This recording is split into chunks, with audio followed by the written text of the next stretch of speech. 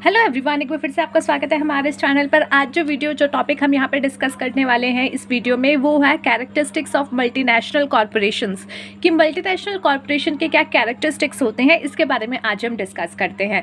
तो चलिए शुरू करते हैं आज की ये वीडियो। पर उससे पहले ये बता दें कि एग्जाम में जो है इसका वेटेज कितना रहेगा। एग्जाम में आपको इससे रिलेटेड एक क्वेश्चन जो कि बहुत बड़ा क्वेश्चन हो सकता है, 6 to 7 मार्क्स का भी हो सकता है या फिर जो है 14 to 15 मार्क्स का भी हो सकता है, जिसमें आपसे पूछा जाएगा मल्टीनेशनल कॉर्पोरेशन क्या होता है और इसके बारे में आप उसके कैरेक्टरिस्टिक्स बताइए एंड ये कैसे एक जो है होस्ट कंट्री और साथ ही साथ जहाँ से होम वो मल्टीनेशनल कॉर्पोरेशन जहाँ की है यानी होम कंट्री, इन दोनों के लिए कैसे बेनिफिट हो सकती है।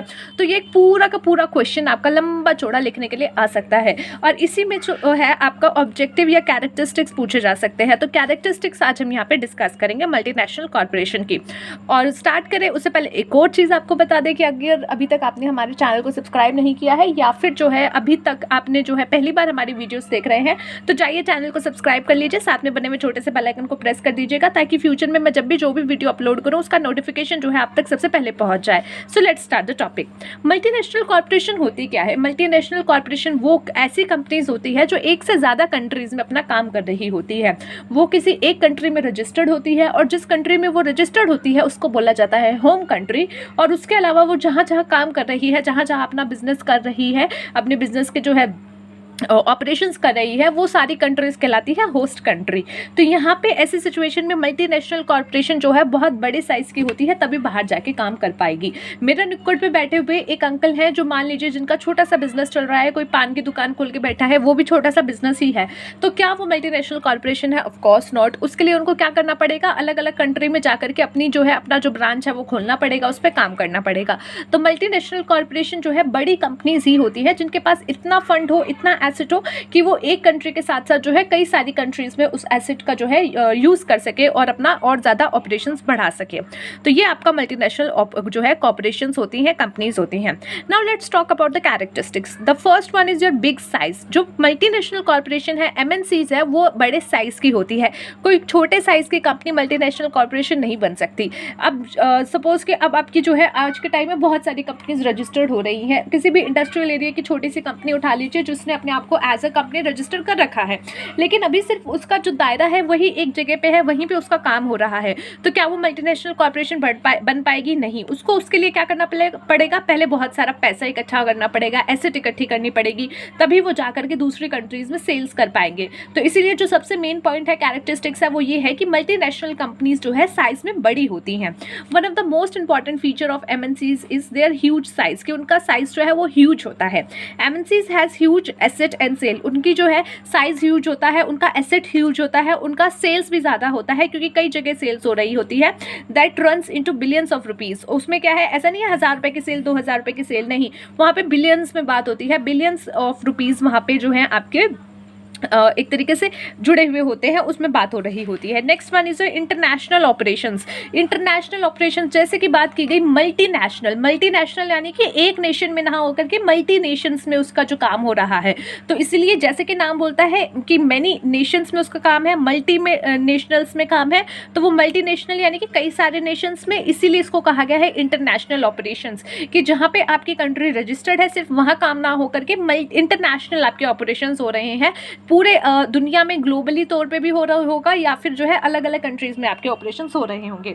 सो that is called your international operations. So one of the basic feature is that their operation extend to 2 और मोर कंट्रीज। अब इसके जो ऑपरेशन है वो क्या होंगे, 2 कंट्री में या फिर 2 से ज़्यादा कंट्री में होंगे, क्योंकि एक में है तो वो मल्टीनेशनल नहीं है, अगर 2 में है या फिर 2 से ज़्यादा है तभी वो मल्टीनेशनल है।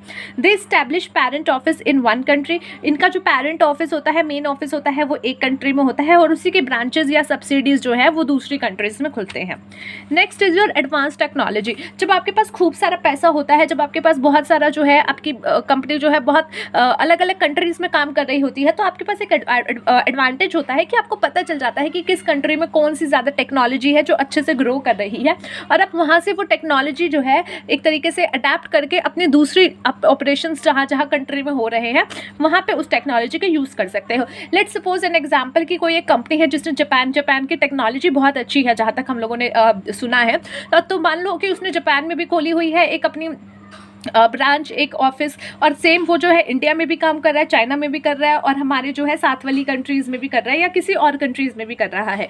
तो वहाँ पे जो है जापान से उसने कुछ ऐसी टेक्नोलॉजी देखी कि यार ये बहुत एडवांस टेक्नोलॉजी है। अब वो क्या करेगा, वो दूसरी कंट्रीज़ में भी जो जहाँ पे उसके काम हो रहे हैं सेम टेक्नोलॉजी से काम करने की कोशिश करेगा, ताकि उसको जो है उसका फ़ायदा मिल सके। और साथ ही साथ इनके पास इतना अमाउंट होता है कि वो जो है इन सारी टेक्नोलॉजीज़ में, रिसर्च में, या फिर उनको डेवलप करने में अपना पैसा खर्च कर सकते हैं। तो इसीलिए MNCs जो है टेक्नोलॉजी का एडवांसमेंट कर सकते हैं, एडवांस टेक्नोलॉजी यूज़ कर सकते हैं।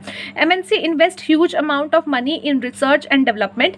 They do research on developing latest technology of product and developing new products. Next is your high efficiency. अब देखो, आपके पास बहुत सारा पैसा है तो इसका मतलब ये थोड़ी ना आप ऐसे ऐसे उड़ाते रहोगे, नहीं, ऑब्वियसली नहीं। तो आप उसको ठीक तरीके से यूज़ करने की सोचते हो, और जब आपके पास पैसा अच्छा होता है तो आप ऐसे रिसोर्सेज लेके आते हो कि आप जो है कम से कम चीज़ों में ज़्यादा से ज़्यादा बेटर चीज़ बना सको। और न्यू टेक्नोलॉजी आप यूज़ कर रहे हो तो ऑब्वियसली आप उस क्यों कर रहे होगे, ताकि जो चीज़ें हैं, ताकि जो आउटपुट मिल रहा है, ताकि जो आप सेल करने वाले हो प्रोडक्ट की, वो इफेक्टिव एफिशिएंटली हो, प्रोडक्ट अच्छे हो, इफेक्टिव तरीके से काम हो।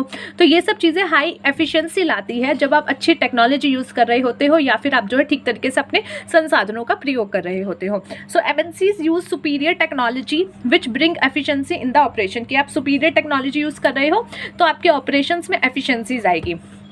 Next is oligopolist market structure. Oligopoly जो मार्केट स्ट्रक्चर होता है वो क्या होता है, where only a few firms dominate, जहाँ पे एक लाइन में सिर्फ कुछ ही कंपनीज है जो डोमिनेट कर रही होती है। MNCs are oligopolistic in nature. MNCs भी उसी तरीके की हैं, ओलिगोपोलिस्ट है नेचर में, ठीक है। जैसे कुछ उठा लीजिए, फूड चेन की कोई कंपनीज उठा लीजिए, ठीक है, जैसे कि लेट्स सपोज स्टारबक्स उठा लीजिए, या फिर जो है खाने पीने की मैकडोनल्ड, बर्गर किंग, ये सब उठा लीजिए। तो ये क्या है कि उस लाइन में यही 2-3 कंपनी है जिन्होंने अपनी जो है डोमिनेशन बना के रखी हुई है। Next is your quality conscious. अब देखो, जब आपकी कंपनी बहुत बड़ी होती है, जहां देश विदेश में आपका काम हो रहा है, एक ही कंट्री में नहीं हो रहा, तो आप बहुत बच बच के चलते हो। कहते हैं ना, जितना आप ज़्यादा ऊपर चले जाते हो उतना आपको संभल के चलना पड़ता है, क्योंकि अगर आपका एक भी कदम आपने गलत उठा लिया तो आप बहुत नीचे आके गिरोगे। तो इसीलिए जो है ऐसी कंपनीज, MNCs की वाली जो कंपनीज है, वो बहुत ज़्यादा कॉन्शियस होती है अपनी क्वालिटी को लेकर के, कि अगर मेरी क्वालिटी खराब हो गई, जैसे मैगी को लेकर के देखें, नेस्ले का मैगी का अगर कहीं पे एक बार न्यूज़ आई थी कि उसमें लेड की मात्रा बहुत ज़्यादा थी, जो कि अच्छी नहीं थी, उसको बैन कराया गया। तो उसने जो है सिर्फ इंडिया में ही नहीं, बाहर भी जो है कई कंट्रीज़ में उस पर इफेक्ट डाला होगा। क्यों? क्योंकि वो बहुत ज़्यादा जो है उसकी क्वालिटी पे बात आ गई थी। तो अगर बिल्कुल भी क्वालिटी पे अगर आपकी एक भी बात आ गई तो दिक्कत कर जाएगी आपको, क्योंकि आपकी हर जगह पे वो दिक्कत होगी, हर कंट्री में वो प्रॉब्लम करेगा। तो इसलिए वो अपनी क्वालिटी को लेकर बहुत कॉन्शियस होते हैं, जो भी मल्टीनेशनल कंपनीज है, और इसलिए उसको जो है एक्सपर्ट द्वारा ही हैंडल कराया जाता है, मैनेज कराया जाता है। Manage by professional and expert, they are also quality and cost conscious. Quality भी और कॉस्ट भी कॉन्शियस होते हैं।